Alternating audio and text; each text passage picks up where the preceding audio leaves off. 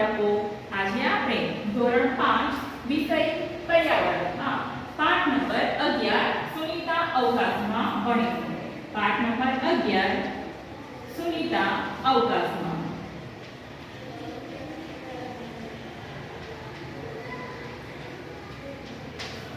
તો બાળ મિત્રો, આપણા પાઠનું નામ છે સુનિતા અવકાશમાં. તેમાં એક શબ્દ છે અવકાશ. તો તમને થતું હશે કે અવકાશ શું છે, અવકાશમાં શું આવેલું હોય છે, અવકાશ ક્યાં આવેલું હોય છે. તો તમે બાળકો અનેક ચિત્ર જોશો. આ ચિત્રમાં તમને આપણી પૃથ્વી દેખાઈ રહી છે. તો પૃથ્વીની સપાટીના બહારના ભાગમાં એક આવરણ આવેલું હોય છે. પૃથ્વીની સપાટીથી અમુક ઊંચાઈ ભાગ સુધી આવરણ આવેલું છે. આવરણમાં ધૂળના રજકણો, વિવિધ વાયુઓ, ભેજ વગેરે આવેલા હોય છે. તો બાળકો, આ વાતાવરણની બહારનો ભાગ જે તમે અહીં કાળા રંગમાં જોઈ રહ્યા છો, આ કાળા રંગનો જે ભાગ છે એ છે અવકાશ. તો અવકાશમાં વિવિધ ગ્રહો, વિવિધ પ્રકારના તારાઓ, ઉપગ્રહો, ઉલ્કા વગેરે અવકાશી પદાર્થો આવેલા છે. તો બાળકો, આજે આપણે સૂર્ય અને તેના ફરતે ફરતા 8 ગ્રહો વિશે જાણીશું. તો સૌપ્રથમ છે સૂર્ય. સૂર્ય શું છે? સૂર્ય શું છે? તો સૂર્ય પણ એક તારો છે. સૂર્ય એક મોટો એક તારો છે. આ સૂર્યની આસપાસ 8 ગ્રહો ફરે છે. તે 8 ગ્રહ કયા કયા તેના વિશે આપણે જાણીએ.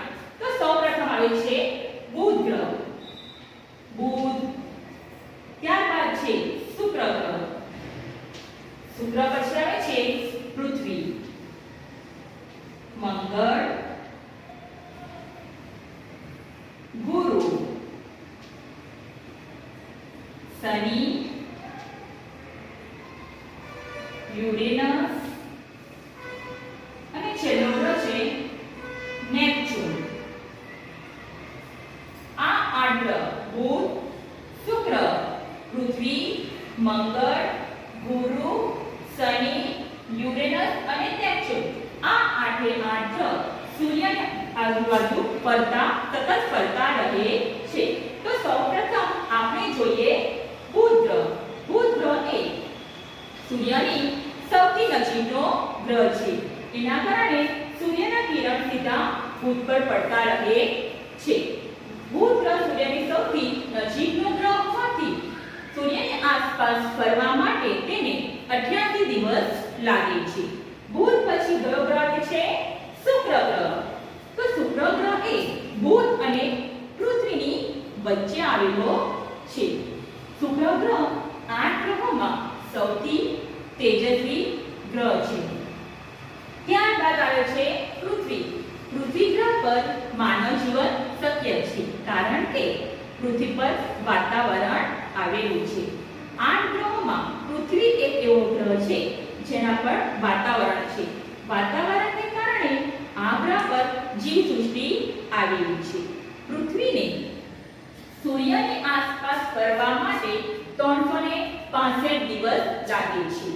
જ્યારે પૃથ્વી સૂર્યની આસપાસ પ્રદક્ષિણા કરે છે ને, ત્યારે આપણી પૃથ્વી પર ઋતુ બદલાય છે. આપણી જે ઋતુ છે, શિયાળો, ઉનાળો, ચોમાસું, એ કેમ બદલાય છે? કારણ કે પૃથ્વી સૂર્યની આસપાસ ફરે છે. સૂર્યની આસપાસ ફરવા માટે તેને 1 વર્ષ લાગે છે. અને પૃથ્વી સૂર્યની આસપાસ ફરે છે, સાથે સાથે એ પોતાની ધરી પર પણ ફરે છે.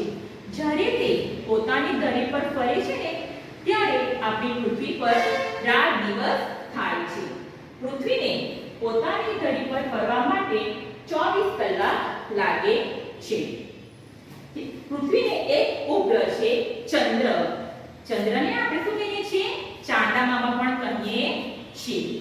હવે પૃથ્વી પછી આવે છે મંગળ ગ્રહ. કયો ગ્રહ છે? મંગળ ગ્રહ. મંગળ ગ્રહ એ પૃથ્વી અને ગુરુની વચ્ચે આવેલો ગ્રહ છે. મંગળ ગ્રહ લાલ રંગનો જોવા મળે છે. મંગળ પછી આવે છે ગુરુ ગ્રહ. તો આપણે 8 ગ્રહો છે, 8 ગ્રહોમાં સૌથી મોટો ગ્રહ છે આપણો ગુરુ ગ્રહ. જેથી એને બૃહસ્પતિ ગ્રહ પણ કહેવામાં આવે છે.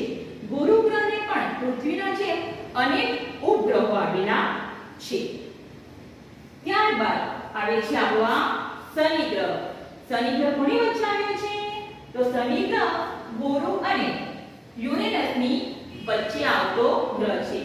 શનિ ગ્રહે સુંદર વલયો આવેલા છે. આ વલયોને કારણે એને ખાસ બનાવે છે. અન્ય ગ્રહોમાં સૌથી સુંદર ગ્રહ આવેલો હોય તો તે છે આપણો આ શનિ ગ્રહ. શનિ ગ્રહ પછી આવે છે યુરેનસ. યુરેનસ પણ વાયુઓનો બનેલો છે.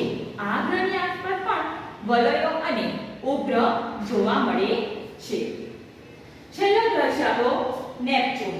છેલ્લો ગ્રહ છે આપણો નેપચ્યુન. નેપચ્યુન ગ્રહ પર મિથેન વાયુના વાદળો છે. એ મિથેન વાયુનું પ્રમાણ વધારે હોવાથી નેપચ્યુન ગ્રહનો રંગ ભૂરાશ પડતો જોવા મળે છે.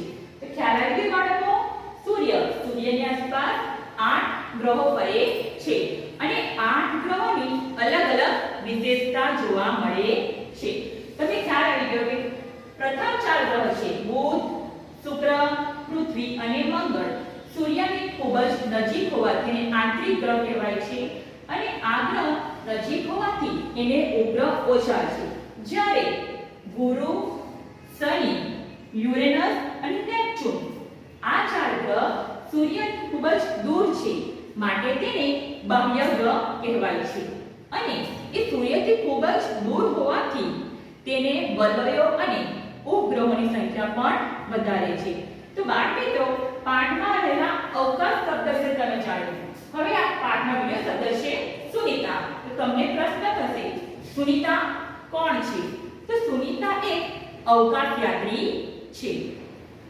અવકાશયાત્રી કોને કહેવામાં આવે છે? જે મનુષ્ય અવકાશમાં જઈને અવકાશ પદાર્થનો અભ્યાસ કરે, જેમ કે ગ્રહો, ઉપગ્રહો વગેરે પદાર્થોનો અભ્યાસ કરે એને કહેવાય અવકાશયાત્રી. તો સુનીતા એક અવકાશયાત્રી છે. તમે ખ્યાલ આવી ગયો બાળકો?